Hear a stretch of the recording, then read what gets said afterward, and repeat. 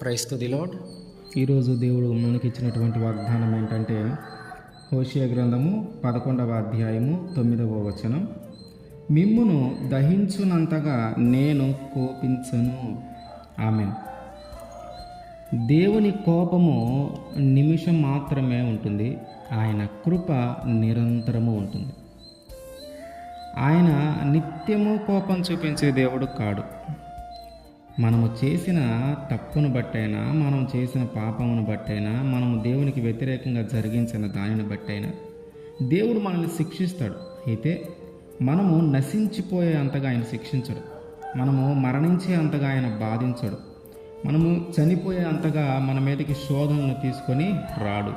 ఎప్పుడంటే మన తప్పును మనము గ్రహించినప్పుడు, మన తప్పును మనం గ్రహించి ఎప్పుడైతే దేవుని వైపు తిరుగుతామో అప్పుడు ఆల్రెడీ మన మీదకి వచ్చిన ఆ శిక్షను మరణము వరకు తీసుకొని వెళ్లకుండా, ఆల్రెడీ మనకు వచ్చిన ఆ వ్యాధిని చనిపోయే వరకు తీసుకొని వెళ్లకుండా, మనకు వచ్చిన శోధనను మనము మరణించేంత బాధ కలిగించకుండా ఆయన తప్పిస్తాడు.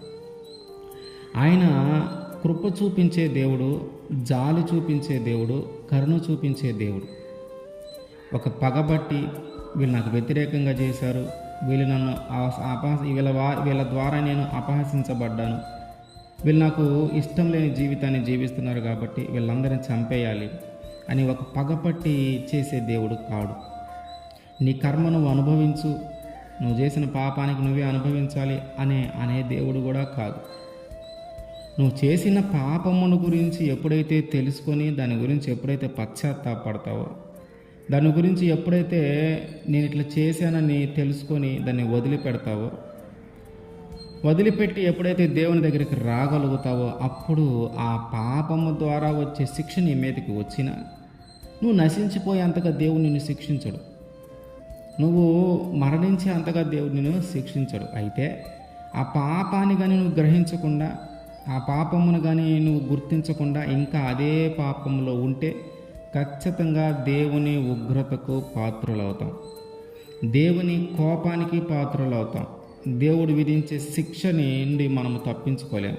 ఆ శిక్ష మనల్ని మరణానికి నడిపిస్తుంది, ఆ శిక్ష మనల్ని నరకానికి నడిపిస్తుంది, ఆ శిక్ష మనల్ని చనిపోయేంతగా బాధపడుతుంది. మరి దాని నుంచి తప్పించుకోవాలంటే ఆ పాపం ఏంటో, ఏం చేసాము, ఏంటి, ఎక్కడ తప్పు మార్గంలో నడిచాము, ఎక్కడ చెడ్డ మార్గంలో నడిచాము, ఎక్కడ దేవునికి బాధ కలిగించాము, ఇవన్నీ గుర్తుంచుకొని వాటన్నిటిని వదిలిపెట్టి దేవుని దగ్గరకు వచ్చి చెప్పుకొని పశ్చాత్తాపడి ఆయన మార్గం వైపు తిరిగితే ఆయన నిత్యము కోపం చూపించే దేవుడు గాను గనుక ఏదో పగపట్టి మనల్ని హింసించాలి అన్న ఉద్దేశంతో ఉండేవాడు కాదు కనుక మన ఎడల ప్రేమ, జాలి, దయ చూపించి మనము నశించిపోకుండా ఆయన కాపాడతాడు. నినివే ప్రజలు అట్లా బ్రతుకుతూ ఉన్నారు. అంటే దేవునికి ఇష్టం లేని బ్రతుకు, దేవునికి నచ్చని బ్రతుకుతూ ఉన్నారు. వారి ఇష్టానుసారంగా వాళ్ళు పాపం చేస్తూ జీవిస్తూ ఉంటే దేవుని ఉగ్రత ఆ పట్టణం మీదకి వచ్చింది, దేవుని కోపం ఆ పట్టణం మీదకి వచ్చింది. ఆ పట్టణాన్ని అంత అగ్ని చేత కాల్చివేద్దాం అనుకున్నాడు దేవుడు. అంత కోపం రప్పించారు వాళ్ళు. వాళ్ళ చేష్టలు, వాళ్ళ క్రియలు, వాళ్ళ ఆలోచనలు, వాళ్ళ తలంపులు, వాళ్ళ యొక్క ప్రవర్తన, ఇదంతా కూడా దేవునికి బాగా కోపం వచ్చేలాగా చేశారు. దేవునికి కోపం వచ్చి ఆ పట్టణాన్ని నశింపజేయాలని అనుకున్నప్పుడు ఒకసారి చెప్పి చూద్దాం, వీళ్ళు ఏమైనా మారతారేమో, ఒకసారి వాళ్ళకి ఆలోచన కలిగేలాగా చేసి చూద్దాం, వీళ్ళు ఏమైనా మారుతారేమో అని అప్పుడు యోనా గారిని పంపించారు. యోనా గారు వచ్చి మాట్లాడుతూ ఉంటే వారందరూ కూడా తాము చేసిన తప్పులను తెలుసుకొని, తాము చేసిన పాపమును తెలుసుకొని, దేవునికి వ్యతిరేకంగా మనం జీవించాము, దేవుని దుఃఖపెట్టాము కాబట్టి ఇప్పుడు ఆయన మన పట్టణాన్ని నాశనం చేయాలనుకుంటున్నాడు, మనందరి మీదకి ఆయన ఉగ్రత వచ్చిందని తెలుసుకొని వారు పశ్చాత్తాపడి తాము చేసిన పాపములన్నిటినీ వదిలిపెట్టి ఉపవాసం ఉండి దేవుని దగ్గర బ్రతిమలాడుకున్నారు. అయ్యా, మేము పాపం చేసాము, నిజమే, మమ్మల్ని క్షమించు, మేము నీకు వ్యతిరేకంగా నీకు ఇష్టం లేని పనులు చేశాం, మమ్మల్ని క్షమించు, మా ఇష్టానుసారంగా చేయకూడని పనులు చేశాం, మమ్మల్ని క్షమించని చెప్పి అందరూ ఉపవాసం ఉండి ప్రార్థన చేస్తే దేవుడు వారిని కరుణించాడు. దేవుడు వారిని కరుణించడమే కాదు, వాళ్ళ ఏడ్చిన ఏడుపుకి, వాళ్ళు పడిన బాధకి ఆయనకు కూడా దుఃఖం కలిగింది. అయ్యో, ఎంత బాధపడుతున్నారు వీళ్ళు, వీళ్ళ తప్పుని ఎంత బాగా వీళ్ళు తెలుసుకున్నారు అని చెప్పి దేవుడు కూడా పశ్చాత్తాపడిన సందర్భం ఉంది. మనం ఒకసారి చూస్తే యోనా గ్రంథం 3వ అధ్యాయము 10వ వచనంలో ఈ నినెవేవారు తమ చెడు నడతలను మానుకొనగా వారు చేయుచున్న క్రియలను దేవుడు చూచి పశ్చాత్తాపడే వారికి చేయుదునని తాను మాట ఇచ్చిన కీడు చేయక మానెను. అంటే మనం పాపం చేసినప్పుడు, మనం తప్పు చేసినప్పుడు, దేవునికి వ్యతిరేకంగా ఉన్నప్పుడు దేవునికి కోపం వచ్చింది, శిక్షించాలనుకున్నాడు, అసలు నశించిపోయేలాగా చేయాలనుకున్నాడు. కానీ మన తప్పును మనం తెలుసుకుంటే, మన పాపమును మనం తెలుసుకుంటే, దాని ద్వారా వచ్చే ఉగ్రత మన మీదకి రాకుండా దేవుడే కాపాడుతాడు.